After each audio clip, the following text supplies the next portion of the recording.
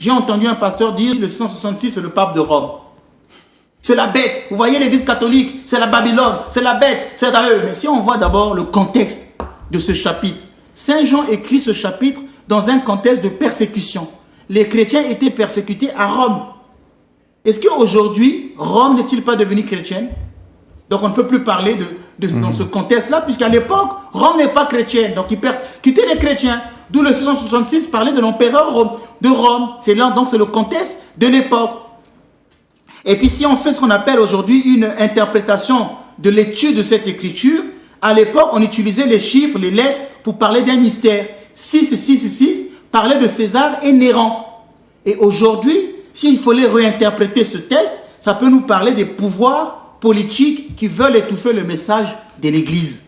Il y a beaucoup de pouvoirs politiques qui prônent parfois des lois qui sont contraires aux enseignements de l'Église. Donc le 666 ne se réfère plus à Rome. C'est tous les pouvoirs politiques qu'il y a dans le monde qui veulent étouffer le message de l'Église. Mais s'il n'a pas compris le texte, il va lui faire dire des choses que le texte ne dit pas. C'est pourquoi dans ces églises-là, il y a beaucoup de fondamentalisme biblique.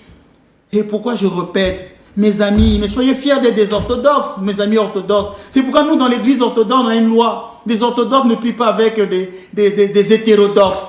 Ces gens-là, nous ne sont pas une référence. Et nos amis catholiques, je le redis, mais ayez confiance dans vos prêtres. Qu'est-ce que vous allez chercher dans ces mouvements-là? Que vous abêtir, vous devenez même plus bête que ces pasteurs. Vous avez une source authentique dans l'église. Et vous allez dans ces églisettes-là boire une eau suspecte, une eau empoisonnée qui vous empoisonne l'âme.